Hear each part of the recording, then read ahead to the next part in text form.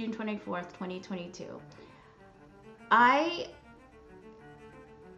when Roe was overturned, I felt this excitement and also this thing in the pit of my stomach.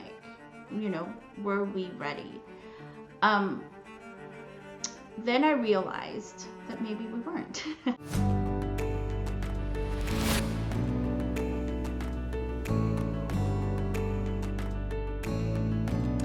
Hello and welcome to Dear Jane. I am your solo host today, Marcy. Thanks for tuning in and joining us. I am really excited about today's conversation. We are going to be chatting with Nelly Roach. She is the founder, president, and CEO of Choose Life, which is this enterprise full of really awesome organizations. Choose Life Marketing, Cogency Strategic, Choose Life Express, all kinds of different really innovative subsets within the pro-life movement. So I'm excited to talk with her today about a subject that I think hopefully will feel engaging to you. I think a lot of people are thinking about this subject right now and are not sure how to think or feel about it. And so Nelly's going to give us some insight into the world of artificial intelligence.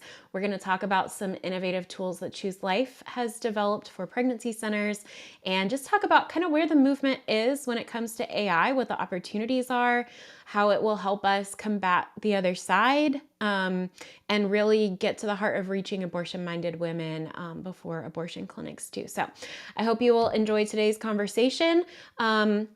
Before we dive in, you know what you should do. Go follow us, subscribe on YouTube, Apple Podcasts, Spotify, follow us on social media, anywhere you like to consume podcasts and content like this. And then I'd also love it if you would share these videos that you see, whether that's on social media or wherever else. Share it with your family and friends so we can not just grow our following, but spread the word.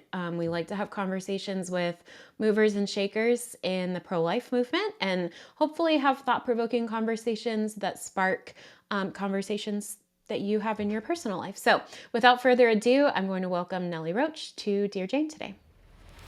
Nelly, thanks so much for joining Dear Jane today. Oh, thank you for inviting me. Yeah, I think the last time I was here was 4 years ago, possibly. I think so. It's been too long. It's taken a bit. Yes. Yes. I'm excited about today's topic. I'm just excited about today's topic because I think it's something the pro-life movement could be thinking about a lot more. And to get us into it, I wanted to just read a quick quote from an article I came across recently to kind of set the stage, and we'll get into the conversation. So this is from USA Today. In an instance of science fiction horror come to life, anti-abortion activists have created a new chatbot to dissuade people from receiving a necessary form of health care. It's a harrowing sign of where we are in the intersection of technology, healthcare, and politics. Who could have created such a thing? Choose Life Marketing works with crisis pregnancy centers and anti-abortion groups to reach abortion-minded women. Has created Olive, a chatbot powered by artificial intelligence that listens, responds with warmth, and engages like a real person. According to the website, Olive knows your state's laws while providing life-affirming information to people who are seeking answers in a dire situation. Those two paragraphs don't feel like they go together to me. No, no. And are you Yes, congratulating me? What are congratulations you for doing? making it Yeah, into okay. USA Today's horror fiction reports. Yeah, as seen on USA Today. Yeah, absolutely. We like the team was like, "Wow, congratulations!" There was a hit piece on Olive, who is a scheduler, and so it was really quite interesting to just be able to see how the team responded to that. Oftentimes, when we get something like that, I think intuitively we would be a little apprehensive, but this one we were like, I think we got the attention of the opposition, which actually means that we may be effective in the areas to which they don't want us to That's be what it sounds effective. like to me. It'll be interesting. I would love for listeners of this show to go and read the article. We'll have to link it maybe and give people access to that. But tell us a little bit about this science fiction horror come to life chatbot, Olive, that Choose Life Marketing has created. So Olive is a scheduler. So not a person, but does respond you warmly to whoever is engaging with her. And so it was created specifically so that we can sort of accelerate speed to support for the woman who is looking for help. And so we understood from our team and the research that went into it that the generation that we are focusing on currently, they prefer to speak to a chatbot, an AI, in order to schedule their healthcare needs. And so it was really interesting because we had a client today actually, and I was looking at their numbers. They have been on Olive for nearly a year, and I looked at their numbers, and it was sort of declining. Well, significantly declining. So I sent a quick text. Oh, we were going to see if we can, just answer the phones ourselves. And you just can't deny data. She, the abortion minded woman in this generation, absolutely wants to. Well, I don't know that want is a good word for it because nobody wants to be in a Right. crisis pregnancy, right? And so, but her, uh, her comfort level um, is in alignment with a chat feature as opposed to a phone call. I know that this generation would prefer text messaging and chat over picking up the phone. It's a generation of anxiety. So that's why it was created, not to be in horror movies, not to be in anywhere where it would be frightening to anybody, but specifically to make sure that she has speed to support in ways that she is comfortable Olive with. will not be coming to a horror movie near you. No, Well, and I no. think that's so insightful, Nelly, because you talk about this generation not wanting to pick up the phone and call and having anxiety about things like that. They're already in such a, for many of them, terrifying situation if they are facing an unplanned pregnancy, not sure what to do, not sure if they're going to go to an abortion clinic or whether a pregnancy center is going to be able to help them. And so to have that just easy way to reach out and get the information they need and get an appointment scheduled removes, I would think, a lot of barriers for them in that moment. And it does. And oftentimes, crisis doesn't always happen between Right. 8 and 5. I mean, oftentimes it happens afterwards, and a person's feel of getting a solution in place really does give some peace. Being able to say, okay, well, I just did that, and so I can look forward to possibilities in the next day. So it was really to accelerate to support, to making sure that she actually has a solution and not be left with an unanswered, like a continuing ringing, not having anyone answer the phone. Or having to wait because we are closed today, and so, or we are closed at 2 a.m. We definitely wanted to make sure, not sure for her to be able to get the support that she needs quickly, but also for pregnancy centers being able to leave for the day, and also to be able to focus specifically on caring for her, ministering to her, being able to give her the support that she needs and the full attention in terms of staff. Um, it is Olive is not to replace anybody. Olive is to accelerate the whole process. And so it has been quite a journey. And what is super, super exciting is that data is coming back um, that matches the research before we created Olive. It matches it. There are centers who are getting um, engagement that is tenfold of what they used to. So we're super excited. You know, it's a, I mean, just read it in, Yeah, USA it is Today. funny because later on in the article, this op-ed author starts talking about Charlie, which is the pro-abortion chatbot, and Hmm. she kind of finds herself in a conundrum of saying, ideologically, I agree with Charlie, but I don't like what the other side is doing with it. So now I think maybe we just shouldn't be doing anything with AI. It's like Yeah. that's some interesting verbal processing you're Yeah. doing right there in this Yeah. op-ed for people to see. You, it's interesting because I think, when you are faced with an unexpected pregnancy, you're not sitting there thinking about Right. ideology. You're not sitting there going, am I pro life? Am I pro choice? You're thinking about, can the needs of the baby and myself be met? And so there are oftentimes um, we get ideology in our head to the degree that we forget her. She's not sitting there going, well, do I believe in this or do I believe in that?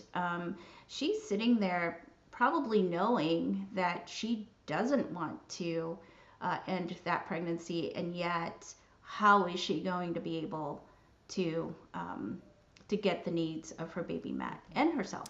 So, Yeah, I yeah. love what you said earlier. It's not just the abortion minded woman that we're trying to bring ease and comfort to and reassurance, but also allow the pregnancy center worker to go home at night Hmm. and not worry about, Yeah. are we missing out on women who are reaching out to us that need our support, because Olive Hmm. is running in the background handling that for them. And I think Yeah. that's a great segue into something else I wanted to talk with you about, just AI in general. I think we're kind of on the precipice of this next, newest, greatest technology. And I think back to my childhood in the 90s, and it was cassette tapes and then it's CD players and MP3s was there for like a little blip. And then now everything's digital. And with each one of those things, there was hesitancy to fully adopt and a maybe a holding on to what we knew and what was comfortable, and just I don't know if I like all these new technological changes. I think people are feeling the same way. Some people are feeling the same way when it comes to AI, and I can understand some of the objections, especially when you think about, Hmm. For sure. is this replacing humans? Are we destroying our brains? And I think Olive is an Yes. example of a really innovative and redemptive use of AI. Can you talk a little bit about, have you had hesitations with AI? What's your, I know you're a pioneering spirit, so you're usually on the front end of things, but just kind of talk us through, for people maybe who are hesitant when they hear AI, how should they be thinking about it? Sure. Well, I think that every time there's something new, there is I need to know more. There is a uh, population that is just like, I need to know more, and if I don't know it, it must not be correct. And so, and I get that. Like, I totally get that. What we need to understand is that this is a tool, right? And we have to handle it with good stewardship. So any tool can actually go really badly or really effectively. And so at Choose Life, we want to make sure that we are handling these tools responsibly, grounded in biblical, rooted in biblical standards. We just want to make sure that we are good stewards of this tool. And so I can understand the hesitation of it. And of course, we hesitated when the Mm-hmm. internet came. We hesitated with from flip phone to smartphones. Um, So it's just one of those things that I look at it as a tool. For example, if you were an accountant, are you still using the abacus? No, you're not. You're actually using the calculator, or you can go use an Excel sheet using formulas. So it's just an advance. AI has been here for a while. It's not as though we have not been using it. Um, what has happened is AI, when OpenAI came out and it's just more public, so everyone's getting to know that these specific things are AI. And so I am such a big believer in not doing bleeding edge, but cutting edge is good. Bleeding edge, you can go irresponsibly, but cutting edge is allowing us to sit there and say, where can we push the boundaries and the limits? Not with our integrity, but with our thought process and our minds. Where can we stretch it? Not with our morals, right? And so how can we use this for good? Because there is such a thing as accelerating things that are not good. And then there's, on the other flip side of things, we're accelerating things that are good. I have been in the movement for a decade now, and I've seen things move. And what I'm going to tell you is that technology, this technology allows us to go toe to toe, as seen on USA Today. on USA Today, right? And so we are no longer wanting to catch up, right? This movement has a chance to go toe to toe with this technology. And I'm committed to doing that and being able to help our movement really see how quickly we can get her support, we can get her to calm, and to get her into these pregnancy centers where they belong, as opposed to um, the alternative. So I definitely understand the hesitation, and then I definitely am head first to make sure that that we utilize this for good.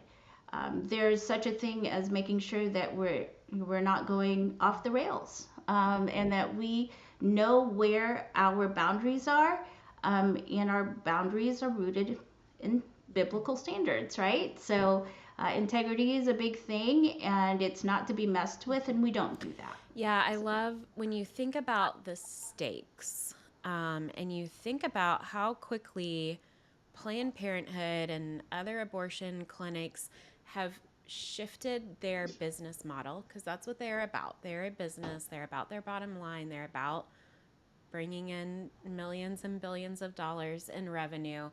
As the pro life movement has seen victories, so we've seen Roe v. Wade overturned, we've seen Planned Mhm. Parenthood be defunded to some extent. We've seen other things happen. The result is not that all these abortion clinics are like, oh man, they finally caught up to Mhm. us and now we have to shut our doors. Their response is, how do we ship abortion pills even faster? And how do we make the Yes. abortion pills even more accessible than they were before, even in states where abortion is banned? And so, if we can respond or we can even lead with cutting edge uses of technology like AI, and as a woman is being bombarded with abortion pill messaging, if we can show up with Olive or with other life affirming tools to say, hey, Mhm. do you know there's another way? Then Yeah. why would we not embrace that path forward? Yeah, absolutely. You've got it. We the Planned Parenthood has successfully scaled.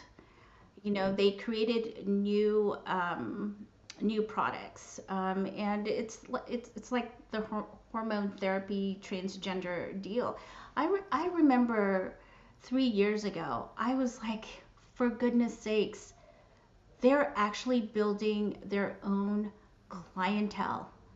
And so they are constantly, trying to scale and trying to create things that are within, their morals, um, or Yeah. lack thereof. Just, not to be judgy, but come I think on. we I can mean, judge we're that one. maybe. But it is, I can't help but think that some of them, if not a lot of them, Marcy, believe that they're doing the right thing. And so they're not.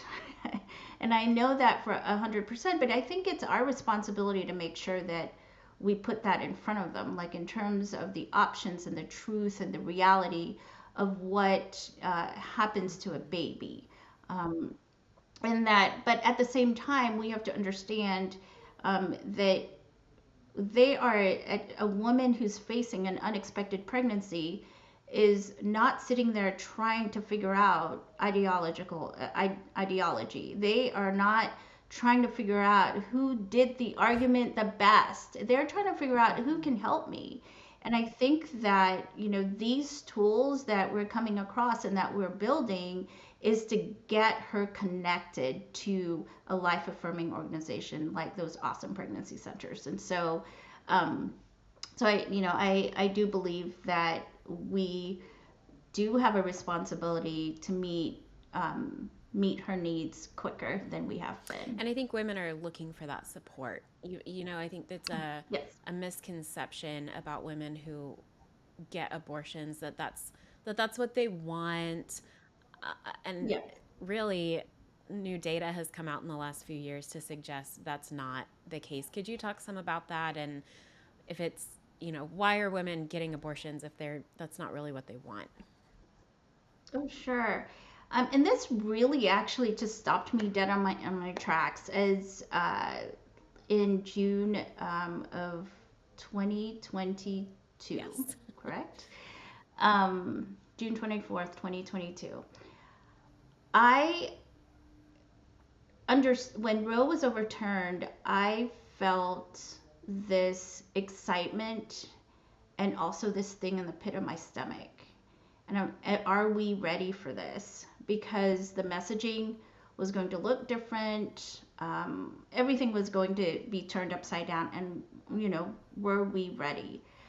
Um, then I realized that maybe we weren't. And that there is a reality that we had been in the shadows for for a while. And when I say shadows, I'm like, women did not know that they can get help. That we knew, right?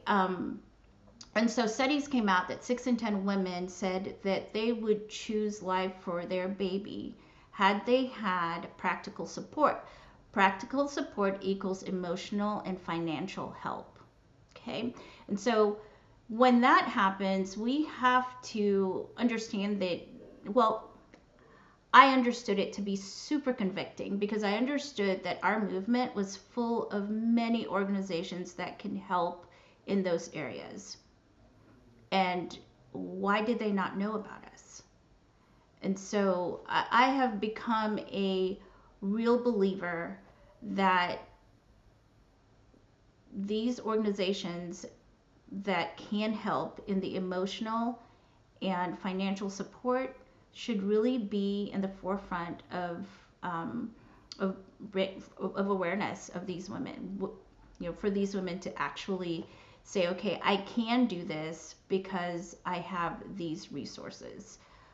So it's 6 in 10 women, and if we can serve those 6 in 10 women, um, I mean that's in a million abortions. That's 600,000 lives that we can affect for the good. So we are definitely shifting our mindset into making sure that we can get women speed to support, but also understanding all of the resources and all of the life affirming organizations that are willing to help, absolutely willing to Yeah. help.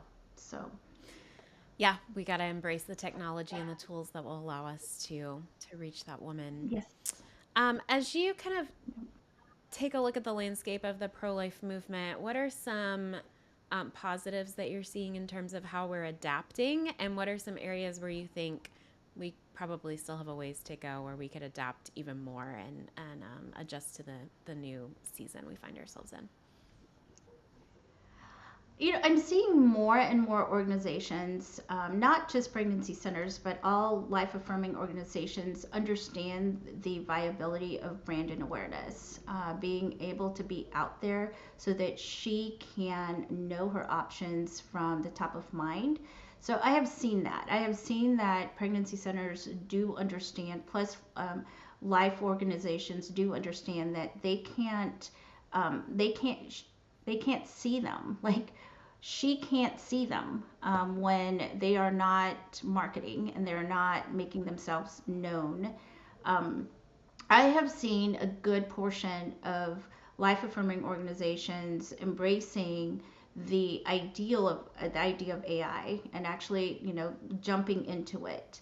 Um, I also know that there's a big hesitation for technology. But I also, like 10 years ago, I remember speaking to um, not just a handful, but many who were like, I don't want to put money in Google. Like, our donors don't want to, put money in Google or social media or anything like that. And it was a challenge, and we have to go where she is, and where she is on the internet. Also, where she is, like, ChatGPT just came out with some research that said their data said that women in that are ages 21 to I believe 28 um, said that they utilize ChatGPT to for their healthcare information. Now, all of that to say, ChatGPT will also come out with sort of their own advertising platform, and so all of these technology that all this AI technology, these platforms that are coming out, um, or not our generation, but the generation that we are trying to reach, those are the tools that they use. And so we can't do one-to-one correlation with, well, I don't like that. We're not trying to reach you. We're trying to reach the generation that embraces the technology. So I do see a lot of really great movement going towards that, going towards the technology. I do a lot of movement going towards a brand and awareness campaign, and so I'm very proud. I'm very proud of our movement and how it's adapting quicker than I had seen 10 years ago. So and where we could improve, man, we could always improve, right?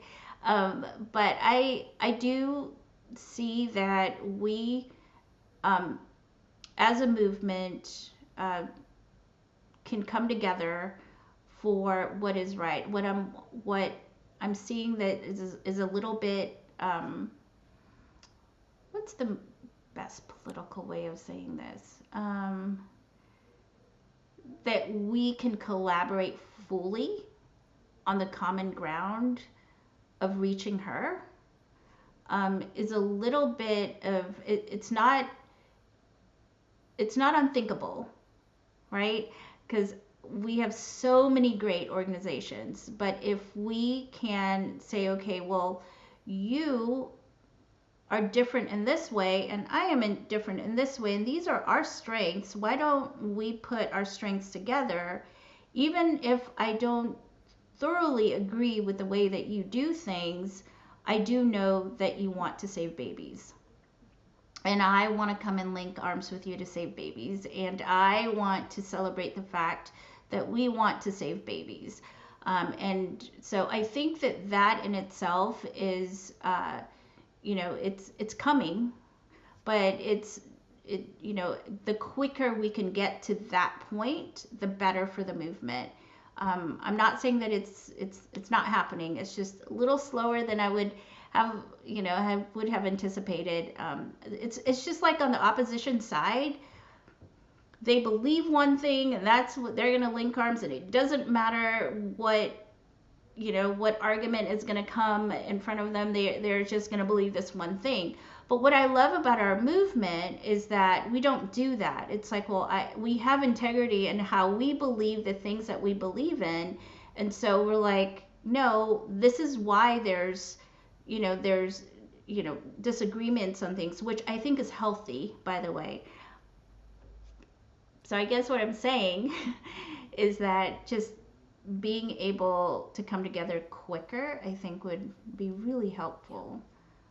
I know that I have loved working with our collaborators, just loved it. And I think that we make bigger impact when you do that. And so um, more of that to be seen. And I believe that Yeah. it will Yep. happen, I do you too. know. As we begin to wind down this conversation, I'm thinking about the people that maybe read like horror stories about like real horror stories about AI, not the USA Today hit pieces, Yeah. and who have legitimate concerns. I think this conversation is good for painting an alternative picture of what responsibly using AI can look like. I'm wondering if you have any practical tips or words of wisdom or advice for people who maybe all they ever do is read about AI, especially generative AI, Hmm. and they want to kind of see for themselves, okay, how could this be a positive Okay. in my life or in the Yeah. movement? Well, as our friend Scott would say, AI is an assistant. It doesn't replace you. Um, I believe that you have to, whatever you're using it for, write it out first. Let AI be your editor rather than your creator. Look at it as a tool. Like how can this tool make my work better, not how can this tool do my work. And I've told people I don't believe that that you will a person would ultimately lose their job because of AI. I think that they will likely ultimately lose their job to a person who knows how to navigate and accelerate their work through AI. And so it's a tool. It should never minister to you. You should never ask it to tell you about the things that you should believe in. Because the reality of the situation, Marcy, is that AI takes all the information that's on the internet and then it just feeds it to you in a consumable manner, right? So that you don't have to like keep clicking on things over and over and then come to your own conclusion. What it does is it goes there and it reads it and then it says, here's the information, rather than you going out and looking for it. So as a movement specifically, I think that we could do better in terms of putting information outside of our echo chambers so that AI can grab it. And so those are the kinds of things that we're doing. Um, so we're trying to increase the footprint of our movement by going outside of our movement. And AI are in those places. And so there are a lot of information, just a lot of information that is out there, and we as a movement need to continue creating content and placing it out there so that AI can see our version as well as as well as it's actually looking at the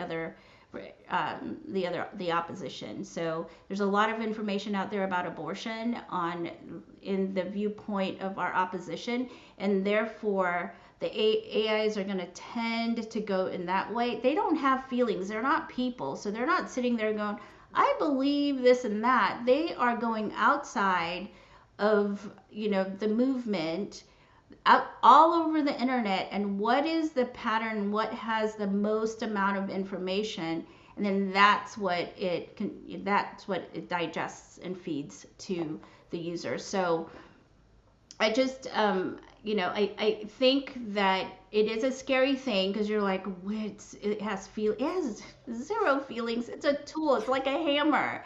It's a tool, and you just have to steward it well. And it's not cheating. It's accelerating. By the way, So I do think that I have a lot of grace for those who are hesitant, uh, and I would just encourage you to look at it as a way of accelerating the good, getting the information that you want to get out in a way that is more digestible for the other person. Um, and just do it well. It's your morals are your morals, your principles are your principles, and you should stick to those. Just don't let it be the creator of your things. Let it be the editor of your Yeah, of your that's work. great.